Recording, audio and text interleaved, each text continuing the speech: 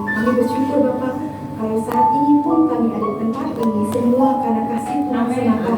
Kami bersyukur Bapak, karena siapa kami anak manusia penuh dosa ini Bapak, penuh cacat celah, tapi Engkau melayakkan kami berada dalam tempat ini semua semata karena kasih keanugerah Tuhan.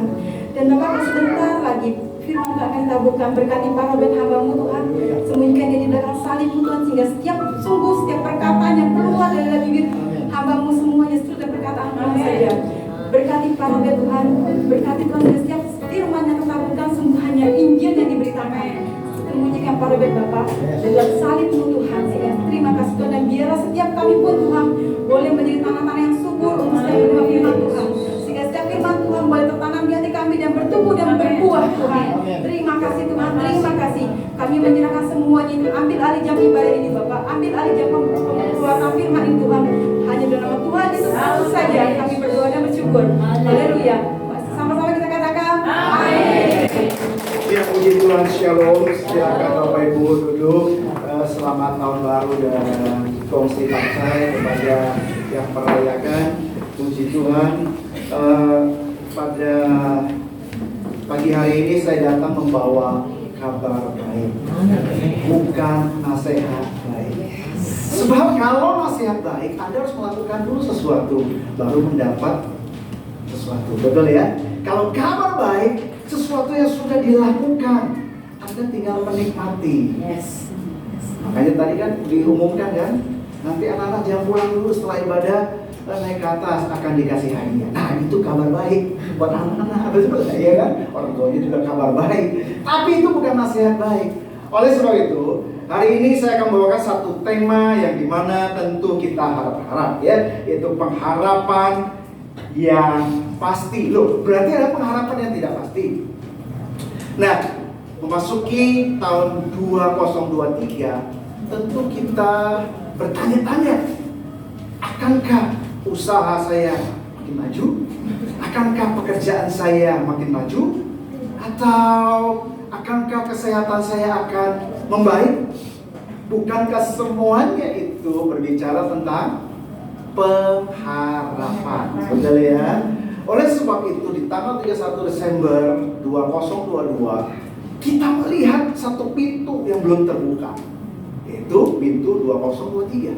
Tapi hari ini bayangkan, udah di penghujung Januari lagi aja, kita sudah masuk. Tapi ada kepastian nggak? Nggak ada. Semuanya bilang tidak pasti. Apa? Gelap. Ya, nggak ada yang pasti. Apalagi penghujungnya, kita tahu nggak? Nggak tahu Bapak Ibu. Tapi percaya satu hal. Setelah kita buka, kita masuk tanggal 1 Januari, Yesus sudah ada di situ. Haleluya, tepuk tangan dulu. Oleh sebab itu sering kita bertanya, boleh bertanya, tetapi jangan sampai di satu titik kondisi kita bertanya. Tentunya kalau kita bertanya, kita berdoa, ada satu jeda waktu yang dimana belum digenapi pengharapan kita. Nah, di situ diajarkan Anda harus isi dengan ucapan syukur. Kalau tidak Anda isi dengan ucapan syukur dalam penantian itu, dalam pengharapan itu, Anda akan masuk dalam kondisi mempertanyakan. Bertanya boleh, sah-sah saja dengan Tuhan, tapi jangan sampai Anda dalam kondisi mempertanyakan. Tuhan ada nggak ya? Atau Tuhan bilang, kamu nanya. Zaman sekarang gitu ya, saya selalu gitu, kamu nanya. Nanti Tuhan Anda bertanya, kamu nanya. Jadi jangan sampai itu, hati-hati mempertanyakan, Tuhan tuh ada nggak ya? Tuhan tuh baik nggak ya? Tuhan tuh berkuasa nggak ya? Hati-hati. Oleh sebab itu saya akan bawakan kabar baik. Nah, pengharapan itu adalah pasti. Contoh ya. Masuk surga. Siapa percaya Anda semua masuk surga? Katakan. Percaya kan masuk surga kan?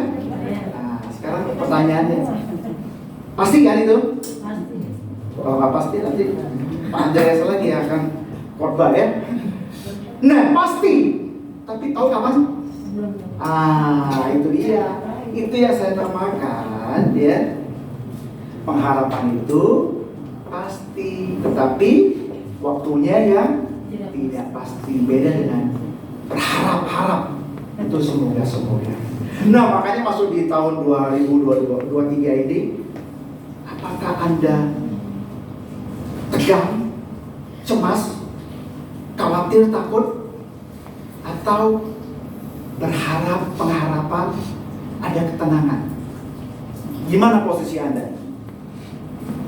Tapi banyak kan orang ambil posisi yang tengah aja deh. Harap-harap, cemas. Tapi lumayan. 2 kata harap-harap, 1 cemas. Nah, kita belajar ya. Pengharapan yang pasti. Banyak orang akhirnya memprediksi ramalan apa sih yang akan terjadi 100 tahun sebelum tahun 2000, Bapak Ibu. Ya, lanjut. Ada orang prediksi begini. Nanti di tahun 2000 sepatu roda dengan mesin. Sepatu rodanya itu belum mesin. Nah, nanti tahun 2000 ini jadi mereka prediksi di tahun 1900. Jadi 100 tahun sebelum mereka prediksi apa sih yang akan terjadi. Nah, apakah itu terjadi? Sepatu roda dengan mesin sekarang? Lihat kita, lanjut. Nah, betul ya? Kita lihat di mana ya, di mall ada, di airport ada. Nah, terus mereka prediksi lagi berikutnya. Lanjut. Nah, ini mereka telepon. Terus ada gambarnya di depan ini, di muka. Terjadi nggak? Terjadi. Apa itu namanya? Lanjut. Zoom meeting ya. Lihat, yang sebelah kiri dulu audio only, nggak apa-apa. Acak-acakan nggak apa-apa kan? Dulu kalau audio nggak kelihatan muka. Sekarang kan Zoom kelihatan muka. Sekarang jadi rapi. Ya, tentu ya rapi. Kayak anak saya ya. Dulu di awal-awal itu Zoom ya kan, cuma bajunya yang SMA itu bajunya aja, celananya celana pendek. Nah, kayak gitu ya kan, Zoom waktu itu. Nah, lanjut.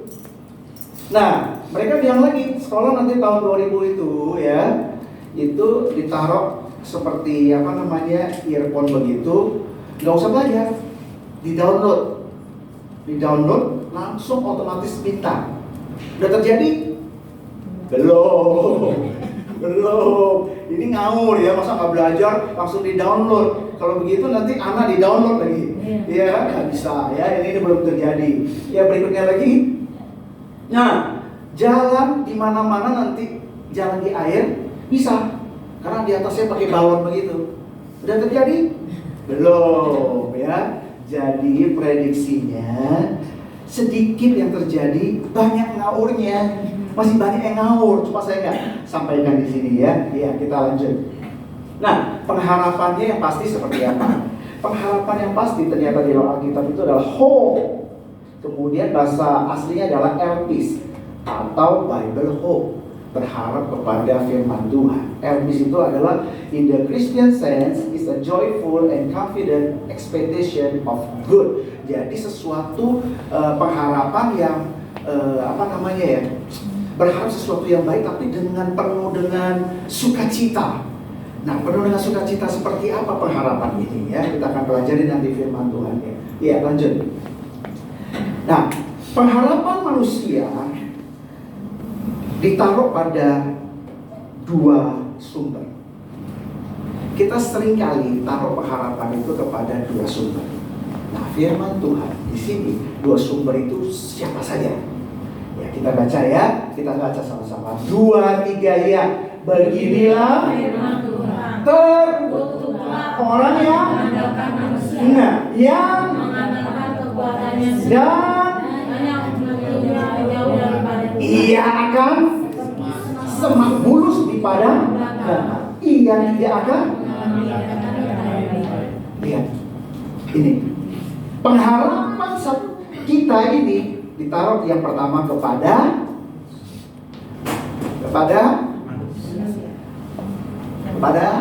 yang dari sini berarti manusia. Ada yang datang semua di sini manusia? Kalau manusia, ayo dong bilang, jangan berharap sama aku ya. Ayo, berani ya? Jangan berharap sama aku ya. Jangan berharap sama saya juga yang di depan. Jangan berharap ya sama Pak Gembala Anda. Kami ini kenal lama Bapak Andreas ya sama Bu Dewi ini. Kami kenal lama. Jadi kalau ketemu tuh kenal lama, kenal siapa ya? Kenalnya lama. Itu faktor usia Bapak Ibu ya. Nah, tapi ini kami memang berteman lama gitu ya. Nah, apa akibatnya? Ia tidak akan mengalami datangnya kebaikan. Saya stop di sini dulu biar kita merenungkan, benar nggak ya kalau kita mengandalkan manusia itu kecewa nggak? Kecewa. Waduh, Bu Mala paling hebat, luar biasa. Ini zaman kami itu, aduh, berharap terus, harap doang, ya kan? Terus semoga terus. Yang lalu nih kami ini ya orde lama ya, orde lama. Jadi berharap terus, akhirnya nggak percaya. Baru bulan yang lalu, Desember kita Piala Dunia, banyak kecewa nggak? Ronaldo kalah, Neymar tersingkir, betul nggak? Itu banyak yang kecewa Bapak Ibu. Mereka yang juara-juara Jerman gagal, kecewa. Tapi hebat loh Indonesia, mereka ya Jerman pernah juara, Italia pernah juara, tapi nggak masuk, kecewa, ya kan? Inggris pernah mereka juara dunia, pernah. Brasil pernah, Argentina pernah. Tapi mereka itu saling mengalahkan, betul nggak?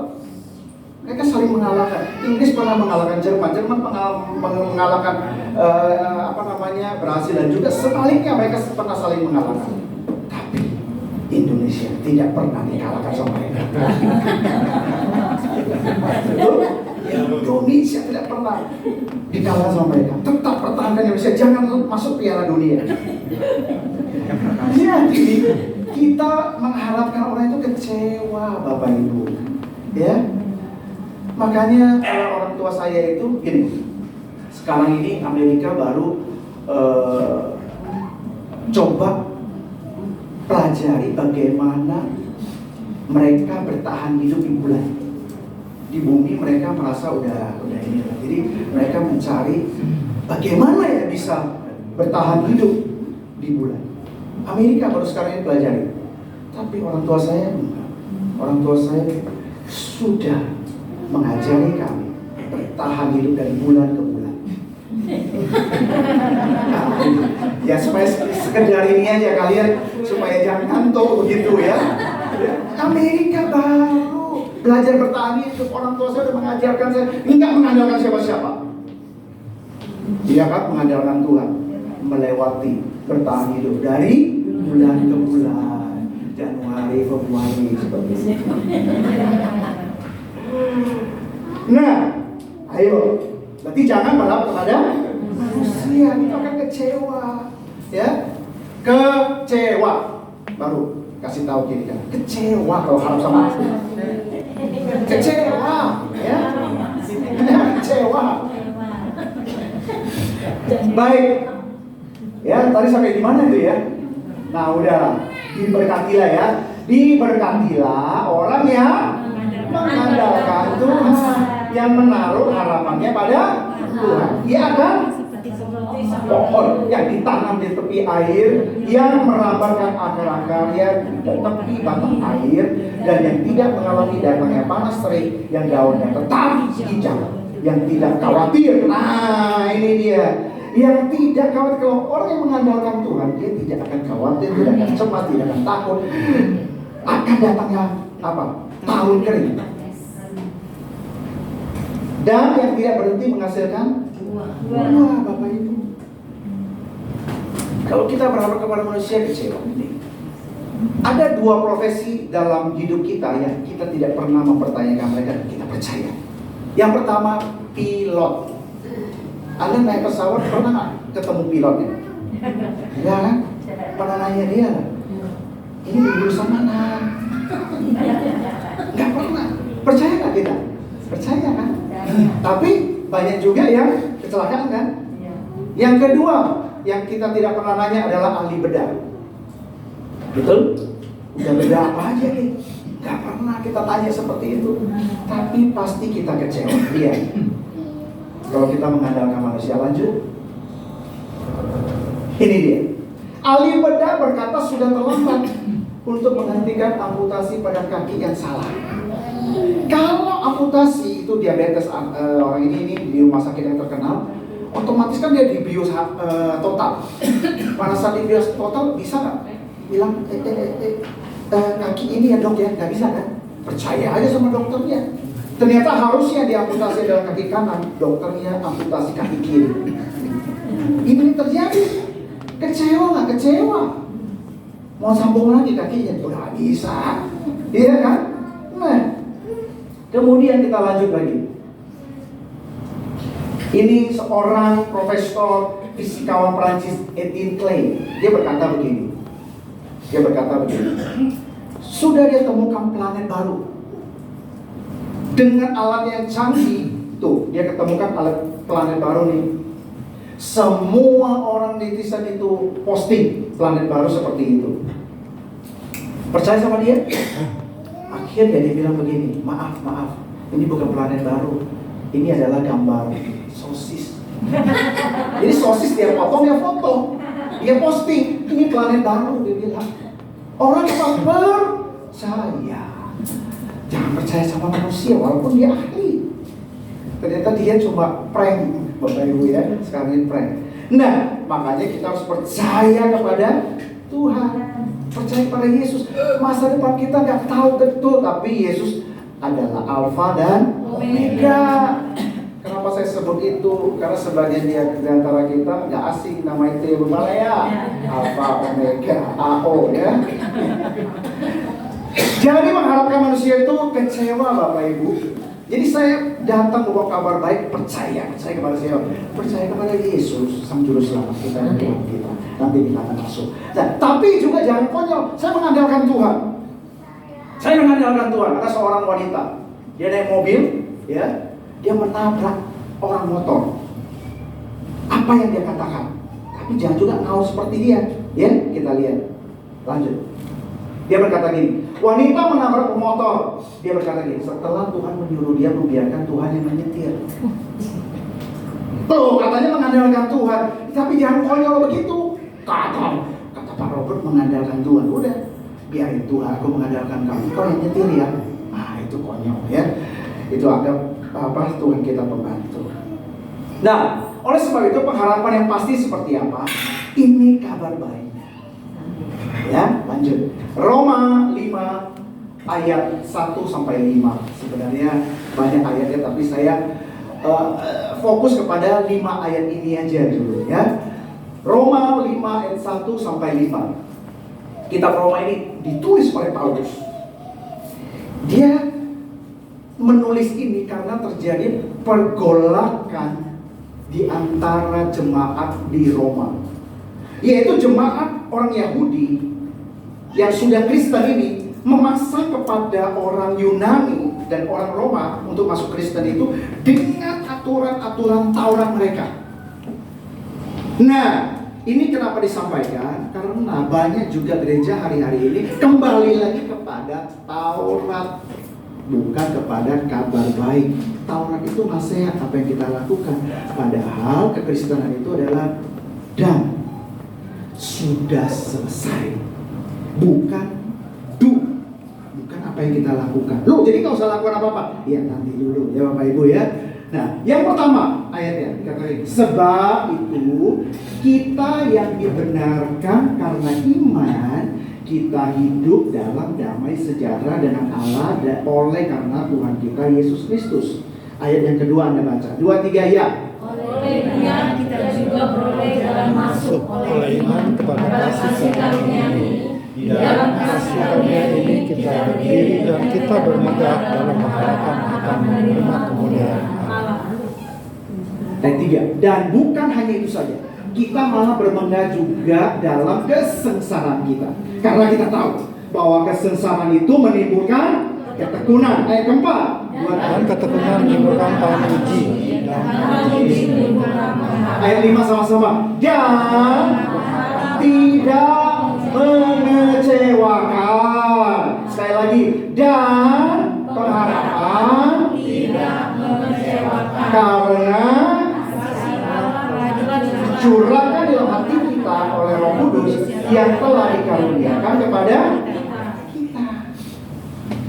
Jadi pengharapan yang pasti itu bukanlah material. Sekali lagi,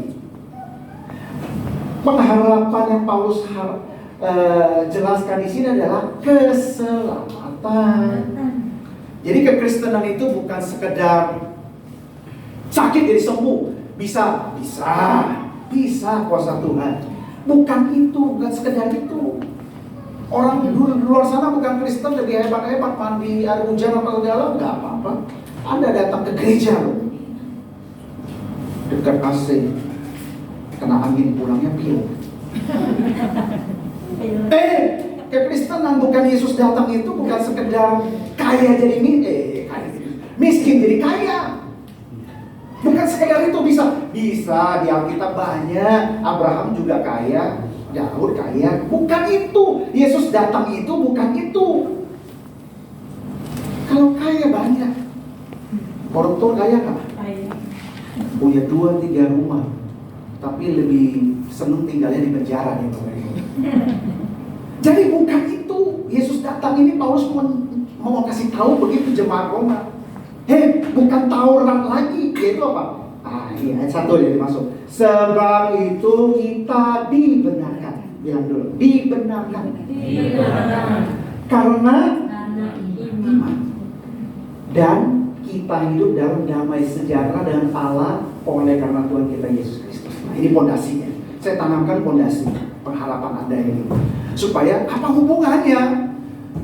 Pak Robert, tidak ada hubungannya. Saya sekarang sakit ingin sembuh. Saya sekarang usaha saya nggak maju, saya ingin maju. Saya ingin dengar khotbah yang seperti itu. Nah, kita dengar pondasinya seperti apa. Lihat ya, kita dibenarkan oleh karena iman.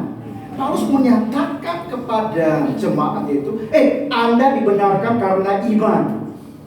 Iman apa? Apa yang Yesus lakukan di atas kayu salib. Darahnya tercurah, mati di atas kayu salib, tubuhnya tercabik-cabik. Supaya apa? Dia mendapat ganjaran kita itu adalah keselamatan. Dan kita dibenarkan oleh karena iman, bukan apa yang kita perbuat. Amin Bapak Ibu. Amin. Kita dibenarkan oleh karena apa? Oleh iman. Apa yang Yesus lakukan bukan karena kita. Nah, efek atau manfaat dari kita dibenarkan lihat apa? Kita didamaikan. Nah ini dia. Tadinya ini firman Tuhan berkata kita ini musuh Allah. Nah musuh ini bukan saja diampuni, ya, diampuni gak? Diampuni. Tapi kan gini, Allah itu kan maha adil. Dia harus juga menghukum kalau orang yang melanggar kan. Kita ini semua adalah orang yang berdosa. Nah kita itu melanggar hukumnya Allah. Harusnya kita dihukum kan? Nah tapi kita didamaikan oleh darah Yesus. Nah ini dia nih ya, kita didamaikan. Nah makanya kita memasuki tahun 2023 itu kita mau tahu posisinya kita dulu. Kita ini berlawanan nggak dengan Tuhan? Cuma kan masalahnya begini Anda. Wah, sepertinya saya tahun lalu hancur-hancuran, lantas saya nggak sukses. Makanya Anda masuk di tahun 2023, ambil satu resolusi untuk bertobat. Bukan demikian? Kita berusaha memperbaiki apa yang kita lakukan, tingkah laku kita, supaya pengharapan kita ini berkenan di hati Tuhan. Kita berusaha memperbaiki diri nih. Benar nggak? Untuk menghadapkan pengharapan kita itu tercapai, benar nggak? Tapi Paulus berkata itu bukan begitu. Anda lihat posisimu dulu. Posisimu adalah sudah dibenarkan, bukan karena kita, sehingga kita didamaikan dengan Tuhan. Wow, kita sudah berdamai dengan Tuhan. Makanya Paulus berkata kepada mereka, jangan kembali kepada hukum Taurat, sebab hukum Taurat dulu waktu Adam dan Hawa jatuh dalam dosa, terpisah dengan Allah. Oleh sebab terpisah, nggak bisa langsung berhubungan dengan manusia, harus ada mediatornya, yaitu imam besar. Pada saat imam besar setiap tahun datang, Untuk apa? Korbankan darah anak domba supaya taruh pendamaian, ada pendamaian dengan Tuhan. Udah ya Tuhan, setahun ini sudah selesai. See you next year. Sampai ketemu tahun depan lagi, kumpulin dosanya lagi, minta ampun lagi. Tapi kita hidup, puji Tuhan, Yesus datang, Dia mencurahkan darahnya sendiri loh. Jadi Allah Bapa enggak kirimkan nabi, Dia tidak kirimkan siapapun malaikat, tapi Dia kirimkan dirinya sendiri. Jadi dari dulu itu inisiatifnya Tuhan, bukan kita untuk supaya kita bisa berdamai. Nah, dengan Tuhan hadir, Dia datang di mana kita berada, supaya Dia membawa kita di mana Dia berada. Gak ada amin? Gak ada wow? Wow, Dia datang di mana kita berada, supaya di mana kita berada, Dia bawa kita di tempat Dia berada. Jadi bukan kehadiran Dia dan kedatangan Dia, bukan sekedar Anda membuat Anda jadi istimewa kaya, Bapak Ibu, ya. Bukan sekedar bertobat dari jahat jadi baik, dia udah baik jadi lebih baik, bukan. Dia datang, Yesus datang membawa Anda yang menuju ujungnya kematian, dia membawa Anda ke kehidupan yang kekal. Kehidupan yang kekal. Amin Bapak Ibu. Amin. Boleh Yesus kita. Ini yang pertama. Ini yang pertama, didamaikan. Hasil yang kedua apa? Ya. Oleh Dia kita beroleh jalan masuk oleh iman kepada kasih karunia ini. Pemberian ada 3 tingkat. Yang pertama adalah upah, gaji. Anda bekerja dapat upah atau gaji. Tidak bisa kan? Bos bilang Anda sudah bekerja, dia kasih gaji. Ini hadiah ya. Bisa begitu? Bisa. Itu upah, itu hak saya, gitu ya. Tingkat yang kedua adalah hadiah. Hadiah itu bisa ada alasan, bisa nggak ada alasan. Tapi rata-rata kasih hadiah itu ada alasan. Misalnya ulang tahun, Anda harus nggak kasih hadiah kepada Bapak Andreas? Hah? Nggak harus kan? Dia nggak bilang kalau dia lagi ulang tahun, Anda nggak kasih dia hadiah, keluar membuat kejahatan. Kan enggak Bapak Ibu. Iya dia ulang tahun, dia nggak kasih hadiah, udah apa-apa. Tapi kalau dikasih hadiah ada alasan. Alasannya karena Bapak Andreas ulang tahun. Kalau tidak ada alasan, bisa ditangkap KPK Anda Bapak Ibu, karena namanya gratifikasi. Tingkat ketiga, kasih karunia. Kasih karunia itu Anda tidak layak menerimanya, dan tidak ada alasan Anda menerimanya. Tapi Yesus turun menerima Anda apa adanya. Amin Bapak Ibu. Itu loh namanya kasih karunia. Keselamatanmu bukan karena hasil upayamu, tapi adalah pemberian Allah, kata firman Tuhan. Kasih karunia. Loh, kalau begitu saya ada license to sin dong. Berarti saya boleh berbuat jahat apa saja dong. Allah itu tidak pernah gagal. Anda masuki tahun yang baru, resolusinya kita pernah belajar ajaran yang lalu. Coba kalau Anda nggak sukses, lihat dulu Anda sudah bayar harga belum? Kalau udah bayar harga belum? Udah bayar harga belum? Nggak sanggup kita bayar harga Bapak Ibu. Kenapa kita harus bayar harga lagi? Yesus sudah bayar. Anda bisa bayar? Nggak bisa Bapak Ibu. Yesus sudah bayar. Kedua, baca Alkitab. Rajin ya baca Alkitab supaya Anda mau diberkati. Demikian kan? Doa, puasa, baik baca Alkitab, baik. Tapi biasanya kita punya satu pemahaman yang berbeda. Yang lalu, saya baca Alkitab supaya saya berkenan di hati Tuhan. Saya baca Alkitab supaya Yesus tambah sayang sama saya, Bu. Sayang ya. Baca Alkitab, Anda rajin baca Alkitab, Yesus tambah sayang sama Anda, kata Bu Mala. Tapi kalau kita belajar dari ayat ini, inilah Paulus mau putar balik ke pemahaman kita, bahwa Anda baca Alkitab, bukan Yesus tambah sayang sama Anda. Yesus itu sudah sempurna sayang sama Anda. Amin. Waktu Anda musuh saja, berdosa saja, Tuhan Yesus mau mati buat Anda. Terlebih sekarang Bapak Ibu yang kita sudah menjadi anak-anak Dia. Oleh sebab itu, Dia mau berkata begini, tidak terpengaruh oleh Anda mau baca Alkitab, mau lakukan apa, ini itu, pelayanan ini itu, tidak menambah kasihnya Yesus kepada Anda. Yesus sudah sayang Anda. Amin. Tetapi keberdosaan Anda, berdosa juga. Itulah yang kita namakan sekarang ini anak banyak dosa. Makanya Anda tidak sukses, maka hidup Anda susah. Enggak, Tuhan marah kepada Anda. Sering begitu? Tuhan marah kepada Anda. Enggak, Bapak Ibu. Seberdosa apapun tidak mengurangi kasihnya Tuhan. Makanya kan gak ada yang amin kan? Gak ada yang amin. Itulah Anda tidak percaya.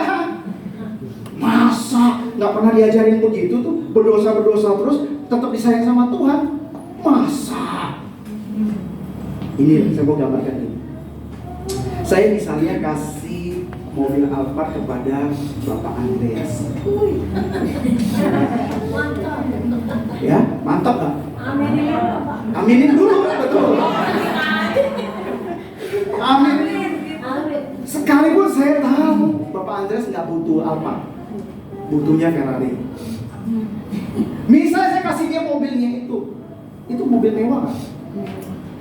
Kasih karunia nggak? Iya dong, tadi yang melakukan apa-apa saya kasih. Nggak ulang tahun nggak apa saya kasih. Kasih karunia kan, itu namanya kan.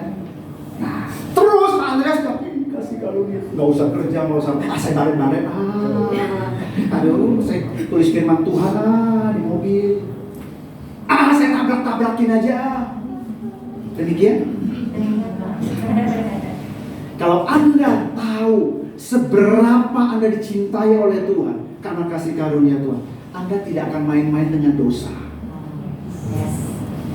Itu maksudnya. Nangkap ya analoginya ya Bapak Ibu ya. Anda tidak akan main-main dengan dosa. Wah Tuhan, siapakah saya ya? Malah kita kagum sama Tuhan kita. Terima kasih Tuhan Yesus, Engkau sungguh baik. Siapakah saya? Itu loh. Jadi pengharapanmu itu berbanding lurus dengan seberapa Anda paham dengan Tuhanmu, seberapa Anda mengetahui pengetahuan dengan Tuhanmu, seberapa itulah engkau pegang pengharapanmu dengan kuat. Amin. Amin. Makanya dalam kekristenan itu ada 3 pilar, tri utama, bukan tri utami, Bapak Ibu ya. Tri utama: iman, pengharapan, kasih. Hidup dalam iman, berjalan dengan pengharapan, hidup karena kasih Yesus. Itu tri utama. Ingat aja, kalau nggak ingat tri utama, tri utami ya Bapak Ibu. Tri utama. Jadi seberapa kita mengetahui betapa kita dicintai oleh Tuhan, apa adanya kita, di situ kita pegang pengharapan dengan penuh. Saya percaya Yesus pasti tolong saya. Itu.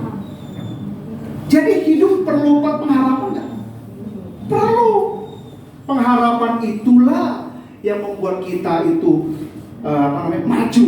Benar. Pengharapan itu, kalau kita udah nggak punya pengharapan, kita itu berhenti berjuang. Benar. Kalau kita berhenti berjuang, kita juga berhenti hidup, biasanya begitu. Kenapa orang yang bunuh diri itu putus harap kan? Saya harap dari sini putus harap. Dari sini belajar segelap apapun dalam dunia, Yesus sudah ada bersama-sama dengan kita. Dia selalu mendampingi Anda dan saya. Jangan lagi terintimidasi memasuki tahun ini. Aduh, saya banyak dosanya. Aduh, boro-boro baca Alkitab masih bolong-bolong. Ini butuh nggak baca Alkitab? Butuh. Perlu malah. Supaya Anda baca Alkitab semakin mencintai Yesus, bukan Yesus mencintai Anda. Anda semakin baca Alkitab, wow, ternyata Yesus begitu mencintai saya. Makanya dikatakan di sini, akibat atau manfaat dari dibenarkan kita beroleh jalan masuk kepada kasih karunia.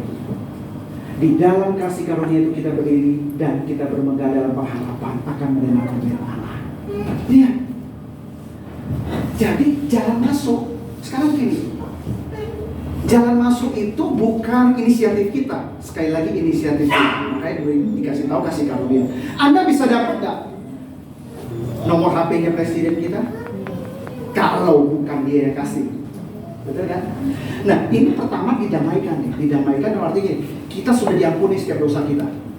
Nah, jalan masuk artinya bukan sekedar gini. Kalau kita ya ada orang itu berlaku tidak baik sama kita, kita ampuni ya. Ampuni, saya udah ampuni. Tapi bisa berhubungan dengan baik nggak? Nggak bisa. Kalau bisa jangan dekat-dekat lagi, karena akan kecewa lagi saya. Udah cukup saya ampuni dia. Demikian kan? Anda akan terkagum-kagum dengan Tuhan kita. Tadinya udah musuh, didamaikan nih. Oke, saya udah ampuni. Bukan sekedar ampuni aja. Aku turun sendiri mati di atas kayu salib, menebus. Anda yang harusnya dihukum, aku yang menerima hukuman itu. Anda yang harusnya mati, kita yang harusnya mati, dia yang mati. Cukup nggak? Cukup udah pengampunan. Tapi lihat ini, jalan masuk. Aku bukan saja sekedar mengampuni engkau, aku mau berhubungan dekat dengan engkau dan mengangkat engkau sebagai anak. Ada wow.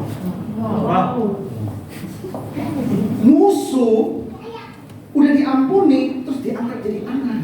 Wow. Inilah yang kita terkagum-kagum dengan Tuhan kita.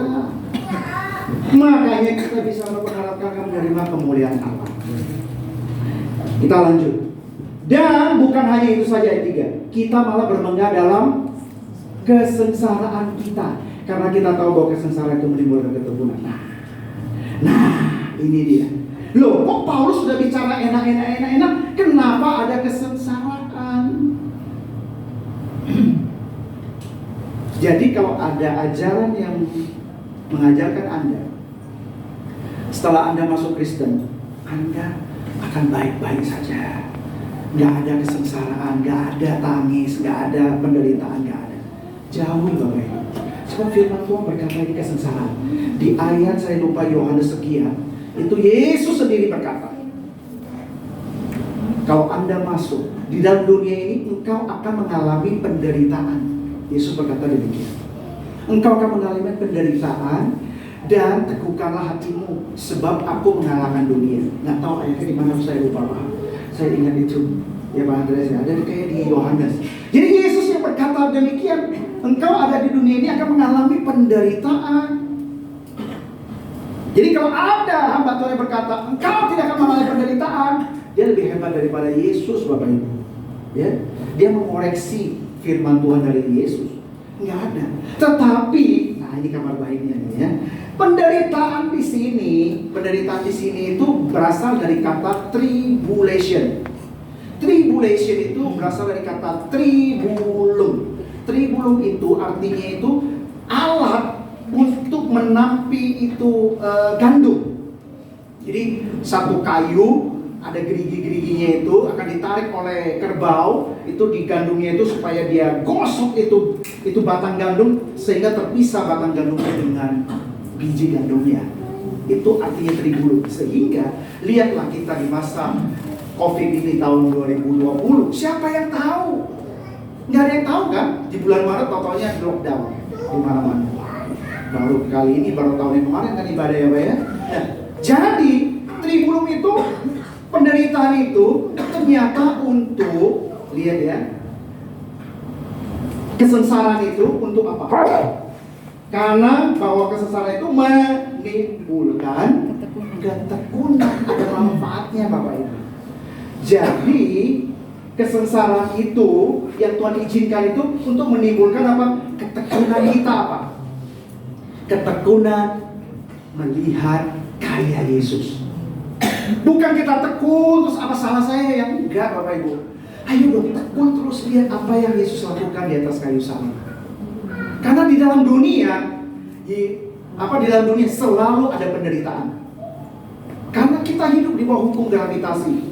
Nggak ada yang tidak tua. Pasti di antara kita sekalipun pendeta yang sekali berapapun tetap tua. Itu nggak Bapak Ibu? Iya kan? Makanya sering kali kita bertanya kalau masih usia muda, udah kawin belum? Ya kan pertanyaannya begitu. Udah naik terus, udah pekerjaannya apa? Naik terus, anaknya berapa? Pertanyaannya begitu. Terus naik terus, udah sekitar 50-an, penyakitnya apa? Ya kan? 60-an ketemu reuni, siapa saja yang sudah mati? 70-an, ya kan? Tanya lagi, beda lagi. Yang hidup siapa? Tuhan kalau firman Tuhan berkata 70 sampai 80. Ada yang mau sampai 100 tahun? Ada yang mau sampai 100 tahun? Jangan Bapak Ibu ya.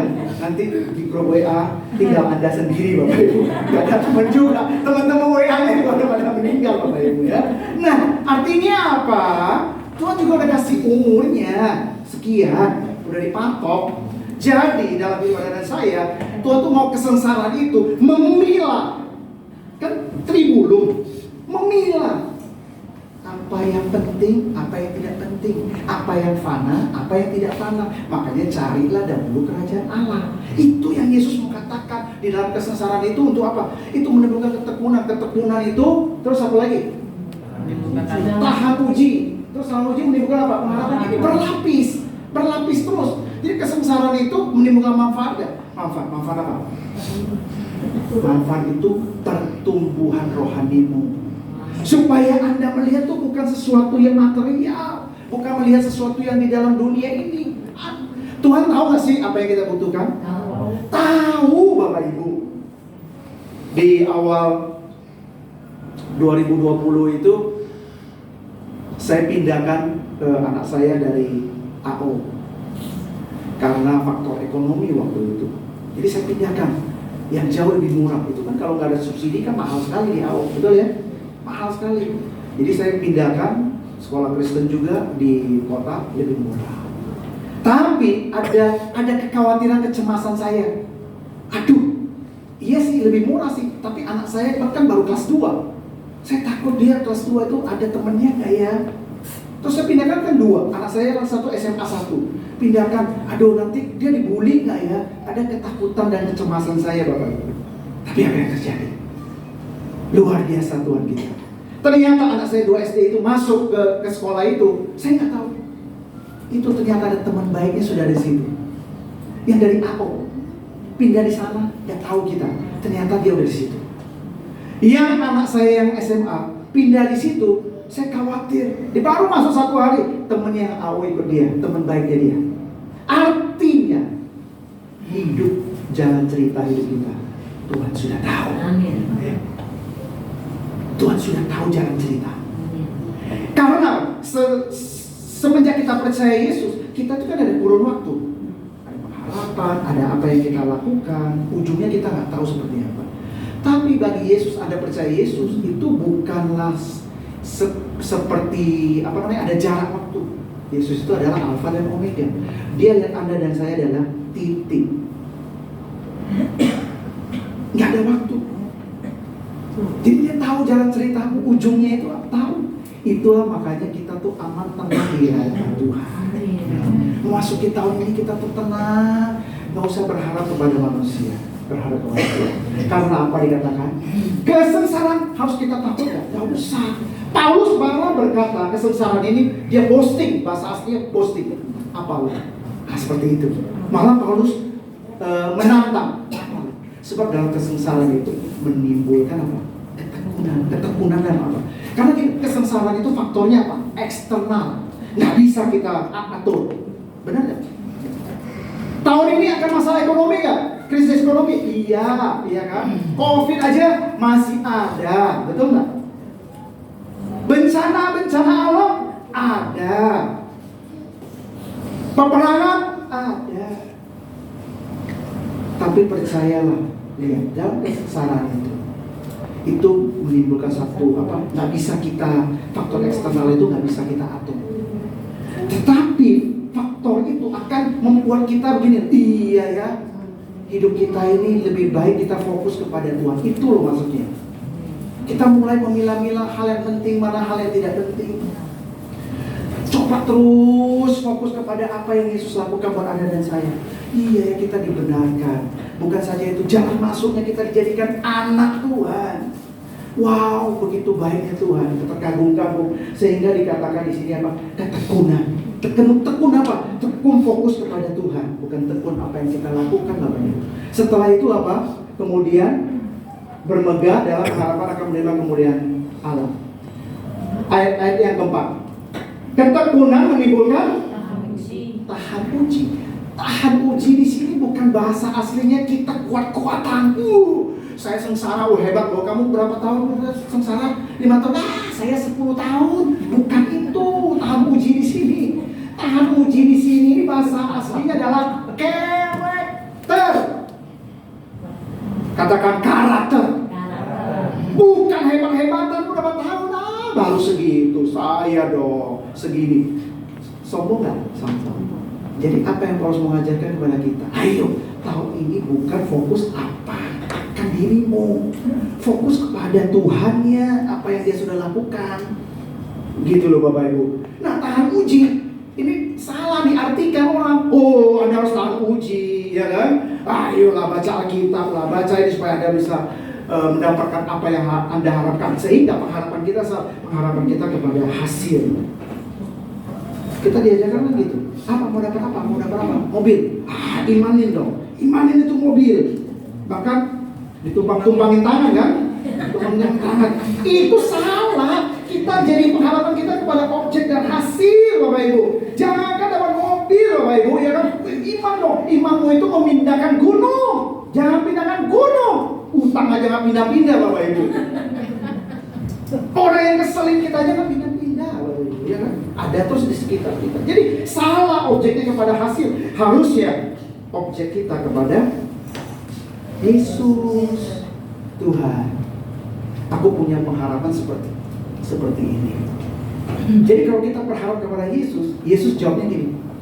Bisa iya, bisa tumbuh, bisa tidak. Sehingga kita serahkan kepada Tuhan. Apapun itu, kesengsaraan penderitaan apapun yang Anda hadapi, percayalah. Firman Tuhan di Roma 8 ayat 28. Kita bisa berkata gini, sekarang aku tahu ternyata Allah turut bekerja untuk mendatangkan kebaikan buat Anda dan saya. Baru kita bisa berkata, iya ya, ternyata Allah turut bekerja. Lihat, gedung ini ada karena apa? Allah turut bekerja. Tadinya nggak ada, bisa ada. Oh, sekarang baru aku tahu Tuhan turut bekerja mendatangkan kebaikan buat Anda dan saya. Nah, makanya dikatakan di sini tahan uji itu karakter ilahi. Sehingga kita tidak ada kesombongan lagi, segala sesuatu yang kita dapat karena kasih karunia Tuhan. Oh, karena kok bisa ya Tuhan tolong Anda? Oh, Tuhan tolong saya itu ya. Saya disuruh doa puasa Esther. 3 hari 3 malam tidak makan. Setelah itu belum juga doa saya tercapai, Tuhan suruh lagi doa puasa 3 hari 3 malam lagi. Sehingga sewaktu apa yang Anda hasilkan tercapai, Anda bilang apa? Doa puasa Esther. Pengalamanmu kau ajarkan kepada orang lain.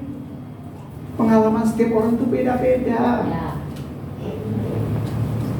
Makanya Pak Mul ajarkan saya selalu ingat, jari kita ini sekian 7-8 miliar manusia di dunia ini tidak ada yang sama.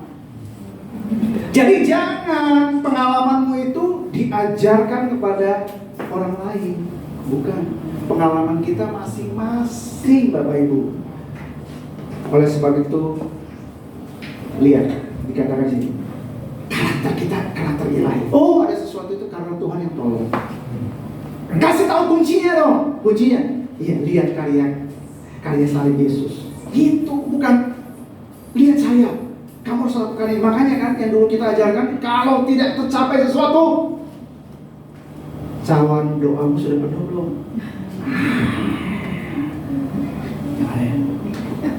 Cawan doamu sudah penuh belum? Saya tanya istri saya waktu itu, kamu tahu cawan doa penuh itu dari mana?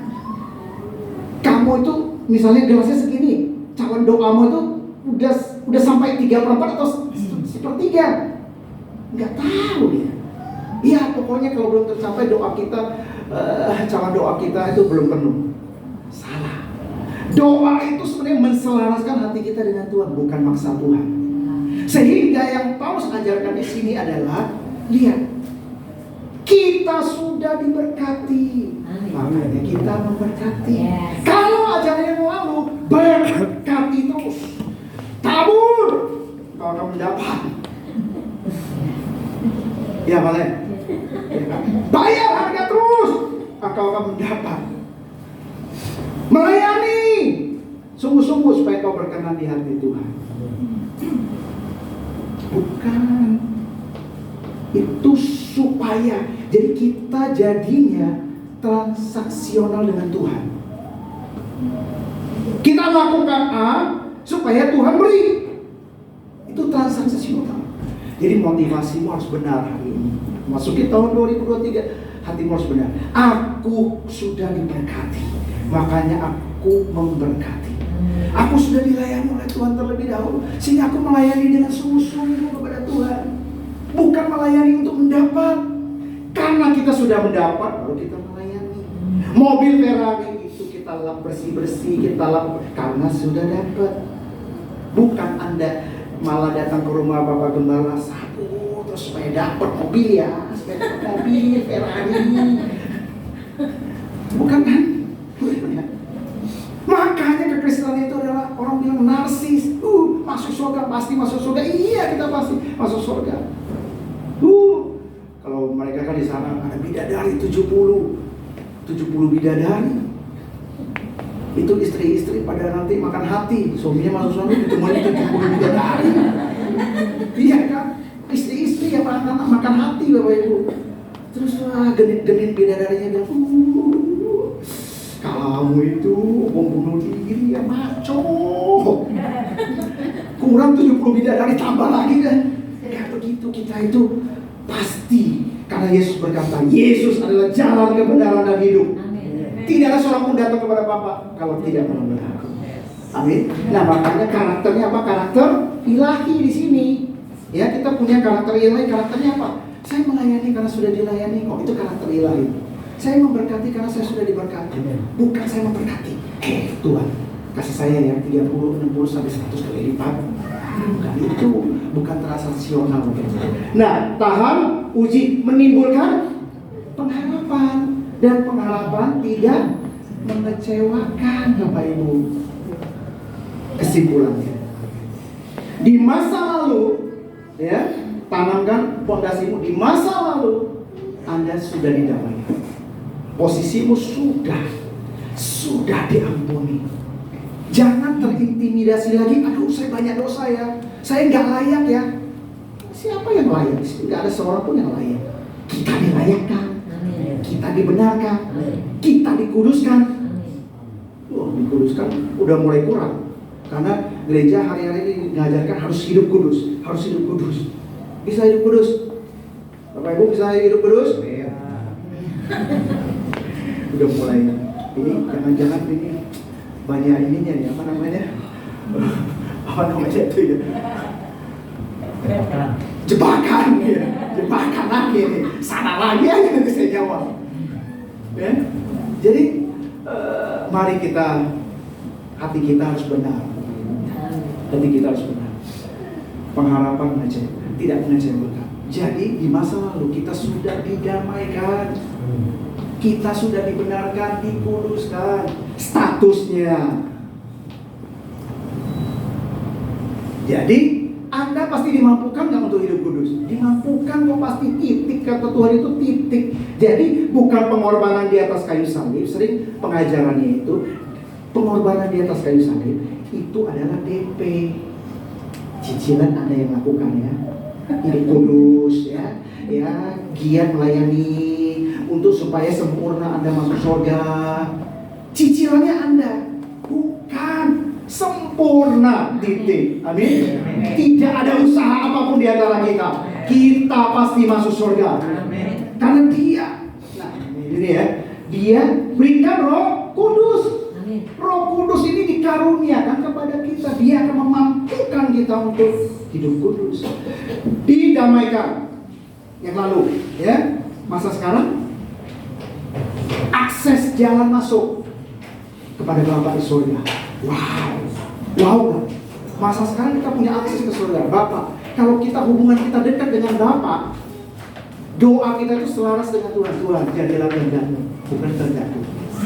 Kita ini sering ngawur apa yang kita inginkan, betul nggak? Kita nggak tahu ke depannya itu ngawur. Bapak kita tahu yang terbaik. Bahkan sekarang ini para konglomerat yang uangnya itu udah triliunan itu, kayak Warren Buffett, Bill Gates, itu malah tidak berikan warisan kepada anak.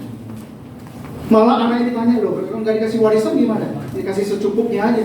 Iya, ayah saya itu adalah ayah yang baik, supaya menghindari saya dari orang-orang yang mau bersahabat dengan saya karena uang.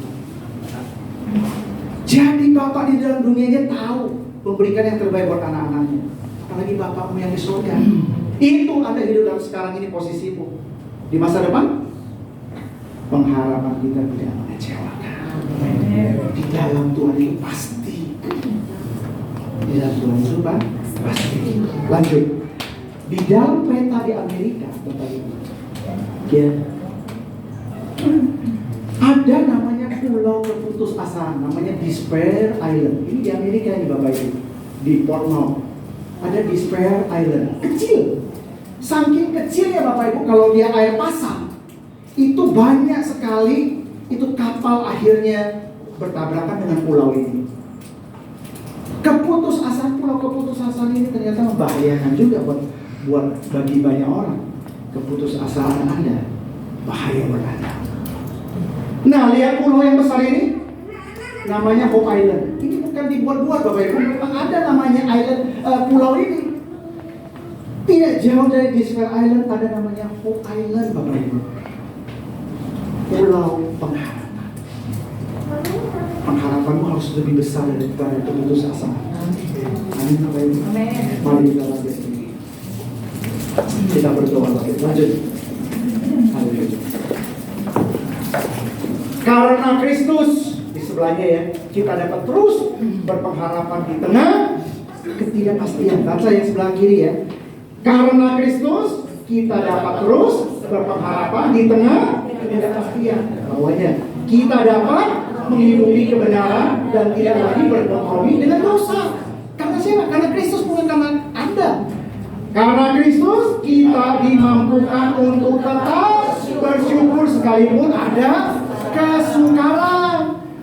Berikutnya, karena Kristus kita ditopang dan dikuatkan sampai akhir hidup di dalam dunia. Tepuk tangan buat Allah kita yang akan mendampingimu. Jangan takut masuki 2023, tapi pesan Tuhannya jangan berharap kepada manusia. Engkau pasti kalau engkau berharap kepada Yesus, ada pengharapanmu yang pasti. Lanjut, mari kita berdoa. Kita baca sama-sama ya, penyataan iman tahun 2023 ya. Sebab Tuhan mengetahui rancangan-rancangan apa yang ada padanya mengenai saya. Demikianlah firman Tuhan, yaitu rancangan damai sejahtera dan bukan rancangan kecelakaan, untuk memberikan kepada saya dan seisi rumah saya hari depan yang penuh harapan. Berikutnya lagi doa, lanjut. Doa memasuki tahun 2023. 23 ya. Jadilah padaku menurut kehendak-Mu ya Tuhan. Jadilah padaku semua rencana-Mu ya Tuhan. Berikanlah hamba-Mu kekuatan dan kasih karunia untuk Tuhan pakai menjadi